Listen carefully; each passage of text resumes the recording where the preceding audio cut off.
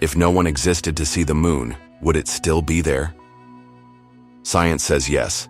Consciousness says, maybe not. What if reality only crystallizes the moment you're aware of it?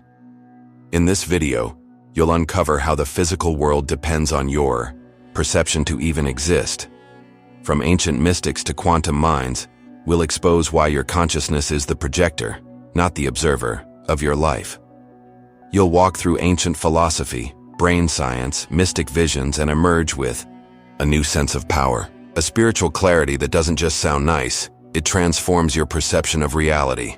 If that resonates, hit subscribe and step into the truth behind your own eyes.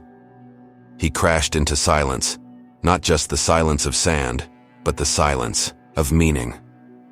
Alone in the Sahara, Saint-Exupéry didn't just survive the desert, he met a presence beyond logic. A boy, not from this world, appeared without footsteps. He spoke of the invisible, as if it were more real than the sun. Presence is the only compass in the unseen. In that moment, the desert wasn't empty. It was full of vibration. The kind of space where symbols walk and metaphors become flesh. This world is not solid, it's coded. The boy, later immortalized as the Little Prince, wasn't fiction. He was a manifestation of consciousness whispering through the void. Most people would panic when facing death, but Saint-Exupéry remembered something ancient. The field he was inside didn't want to kill him. It wanted him to wake up. He saw a caravan, but he didn't see it. He imagined it, felt it, and only then did it appear. Emotion as the raw material of expansion. The desert wasn't trying to destroy him. It was trying to reflect him. What he believed became what he survived. This wasn't a miracle. It was alignment between intention and the field. When your perception expands, reality answers like an echo. What if the universe has been waiting for you to remember how to look? His vision shattered the habit of survival. It revealed the magic in surrender. In silence, he was shown that consciousness doesn't live in the mind. It lives in the moment. That moment became literature. But first it became a crack in the illusion. You don't find truth in noise, you find it in stillness so loud it wakes your soul. And so, if a child in the desert could open a portal, what might appear in your own silence if you listened long enough? Watch how a flower turns toward the sun, or how a river adjusts its path without instruction. That's not instinct, it's awareness. Not the kind locked behind a skull, but something ancient, something shared. Vibrational reality doesn't require thought. It requires presence. Consciousness isn't confined. It leaks. It breathes. Through roots, curves through water, hums inside mountains.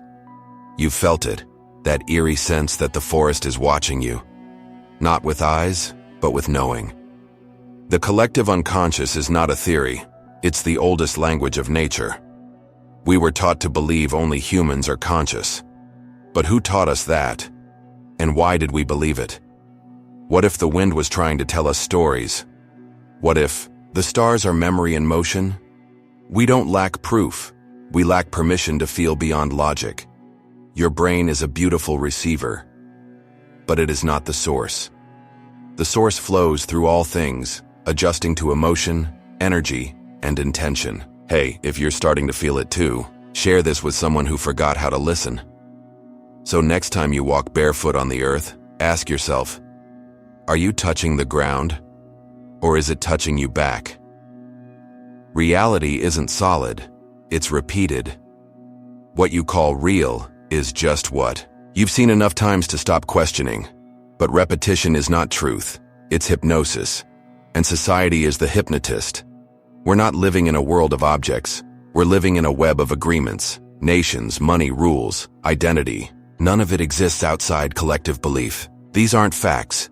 They're spells, cast by millions thinking the same thing at once. If enough people believe a lie, it becomes law. Consciousness doesn't reflect reality. It scripts it. Your mind is like wet clay shaped by invisible fingers. Parents, media, systems, culture.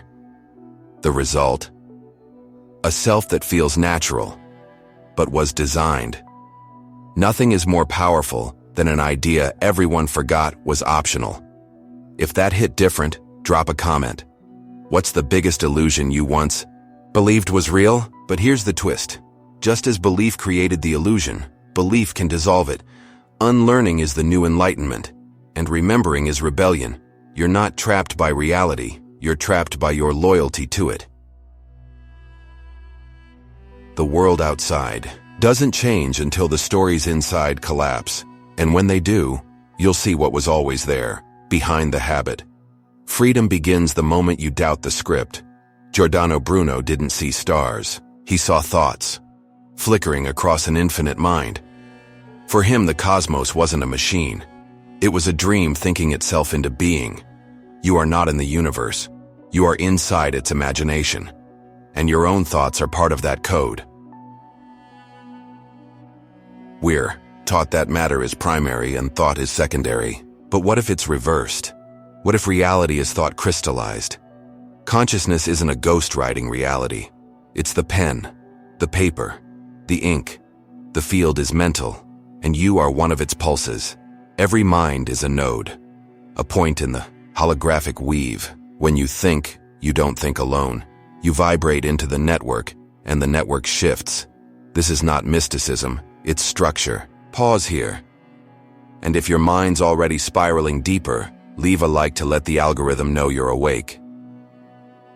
The universe is not watching you. It's watching with you. You are one of its eyes, one of its questions. And the answer always echoes back in the form of experience.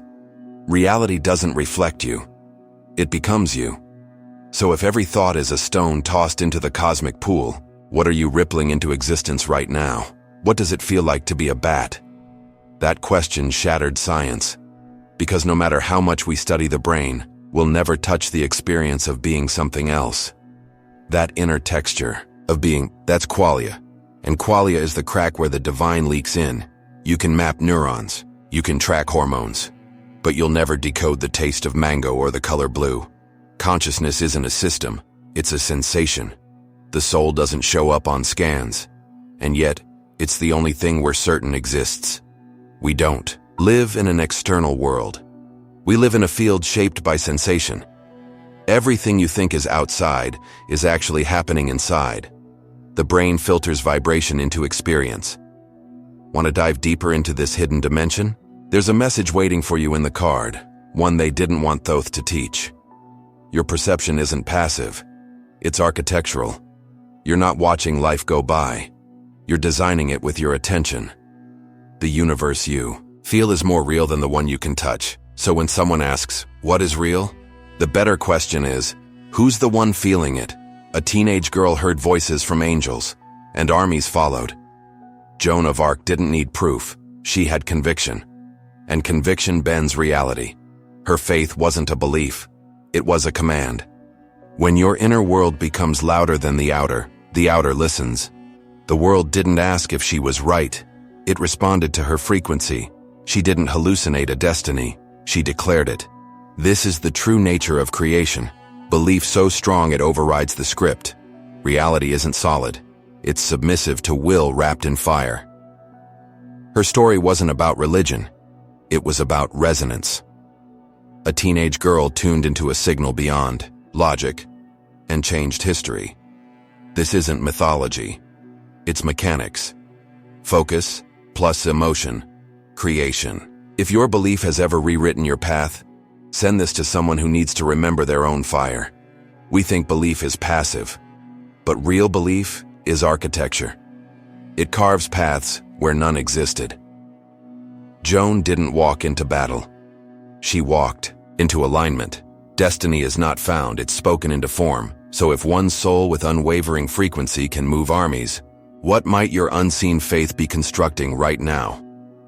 Carl Pribram looked at the brain and saw a hologram. Not a machine, but a mirror, where each fragment contains the whole. Your thoughts aren't stored in a location. They're patterns across the field. Consciousness isn't trapped in your skull. It's diffused through reality. In a hologram, even a sliver carries the full image. That means every cell in your body remembers the cosmos. You don't carry consciousness. You are its echo. The brain doesn't create awareness. It shapes its rhythm. If this is true, then death isn't disconnection. It's redistribution. Consciousness isn't local. It's relational. It's the music, not the speaker. And the music never stops. If this thought stirred something deep, leave a like so we know you're tuned in. Reality isn't external. It's looping through you, reflecting your coherence or your fragmentation. When your inner signal aligns, the outer world answers, back like a mirror with breath. So what happens when the part remembers the whole? You stop searching and start vibrating in harmony. You think you are the actor, but you're the stage, the self. That name, that story, that personality is just the character. Consciousness is the theater where it plays, and every thought you have is part of the script you're unknowingly writing. There is no fixed you. Only roles, reactions, and repetition. The voice in your head isn't you. It's just the echo of past inputs. Real identity doesn't speak. It watches. The witness is the truth. Everything else is a mask. We spend our lives polishing the mask, defending it, feeding it, never realizing the mask was never real. Consciousness doesn't need identity. It holds space for it. If this just cracks something inside, share this now. Someone else is wearing a mask they think is skin. When you let go of I, what's left? A silence that's alive, a presence without edges. That's not loss. That's liberation. You're not the actor on the stage. You're the light that makes the scene visible. And once you see that, you can change the story without asking for permission. In Hinduism, they say Atman is Brahman. The individual soul is identical to the universal consciousness. You're not a drop in the ocean. You're the ocean in a drop. Separation is the illusion that keeps divinity feeling small, and waking up is remembering the whole. The Talmud whispers something bold. The world was created for you, not to flatter the ego, but to awaken responsibility. What you perceive isn't random, it's tailored. The field arranges itself around your vibration. When your consciousness expands, the world changes shape, not because it bends, but because your lens clears, and what was always there becomes visible. If you've ever felt the world speak only to you, that wasn't coincidence, that was alignment. This isn't narcissism, it's sacred design. Every life is a mirror for the universe to know itself. Your patterns, your pain, your purpose, they're the echo of a deeper blueprint. You weren't dropped into existence. You were chosen to experience it from a unique frequency. So when ancient wisdom says you are the whole pretending to be a part, it's not poetry, it's instruction. Many who awaken say the same thing. I feel alone.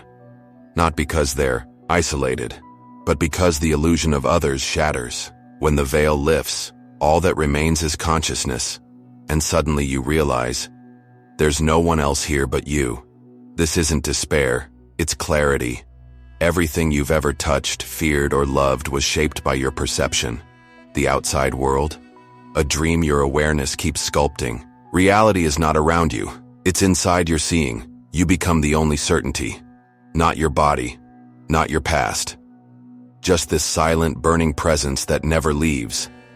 If that silence feels familiar, share this now.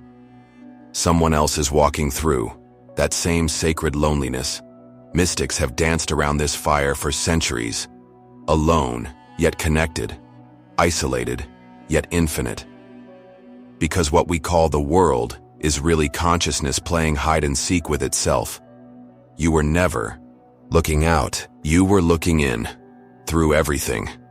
And the moment you stop searching for another, you start remembering you were the one all along. There is nothing either good or bad, but thinking makes it so. Hamlet wasn't just reflecting, he was revealing. The mind isn't reacting to life, it's labeling it. And every label becomes a reality you live inside of, whether you see it or not. Your heartbreak wasn't pain, it was interpretation. Your failure wasn't truth, it was story. When you shift the thought, the world around it follows. Emotion is the paint, focus is the brush, and reality is your living canvas.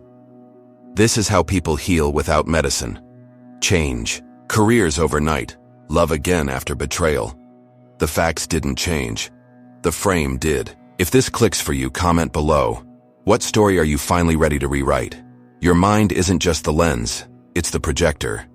And every thought is a reel shaping the film of your life. Want a new movie? Change the script, not the screen. Nothing happens out there until it transforms in here. So when Shakespeare gave us that line, he wasn't being poetic. He was handing us the controls.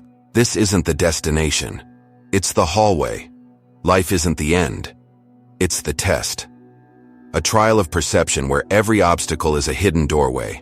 Reality is a training ground for the soul, not a reward or a punishment. You weren't dropped here to succeed. You were placed here to remember. Every moment is a question. Will you react, or will you recognize? This is the school of consciousness, and only those who feel lost are truly attending. Initiation doesn't look like robes and candles. It looks like bills, heartbreak, silence. But when you shift how you see them, the doors open. If this feels like the corridor you're in, you're not alone. And this message found you for a reason. The world to come isn't later, it's deeper. The more aligned your inner frequency, the more visible that hidden layer becomes. Heaven isn't above. It's behind the veil of your current perception. So if you're wondering what this life is really about, it's about becoming ready for the one that's always been waiting. You are dust, and you are the center of the cosmos. Both, at the same time. This paradox isn't a flaw, it's a feature. Consciousness wears contradiction like a crown. The smaller you feel, the more infinite you become. The illusion of separation is the first veil. You think you're a body in a world, but you're a frequency dreaming of edges. You're not in reality. You're projecting it, frame by frame from the inside out. We long for unity, but we never lost it. The split was a story, an agreed-upon dream. And awakening isn't fixing separation, it's seeing through it. If this sentence just echoed through your soul, send this to someone who's also remembering. You were never either or. You were always both and. The void and the spark. The silence and the word. This paradox isn't confusion. It's the geometry of truth, and when you finally hold both truths in one breath, that's when you step outside the dream. Show me your original face before you were born. That Zen koan isn't a riddle, it's a portal. It asks you to remember what you were before names, stories, and form. Not the mask, not the memory, but the light behind the eyes. We think awakening is becoming someone new, but it's the opposite. It's unbecoming, stripping away every layer that wasn't truth, every belief borrowed, every voice that isn't yours, until only presence remains. Your original face doesn't age, doesn't fear, doesn't chase. It watches, silently, as the universe plays across its surface. If this moment stilled something inside you, share this now. Someone out there is ready to remember. This isn't philosophy, it's recognition. And it happens in the gap between thoughts. That pause, that space, that's you. Not the thinker, not the feeler. The field that holds them both. So when the illusion collapses, what's left is not emptiness. It's everything, without effort. What you see is not what's real. What you feel is not who you are. And now, you know why. Consciousness is not just the ground of your reality. It's the hand sculpting it. If this journey opened your perception, subscribe and like this video now. Write in the comments, I am the mind that shapes my world, and share this with someone who's still mistaking the mirror for the truth. Now that you understand how reality is a reflection of your consciousness, watch the next video.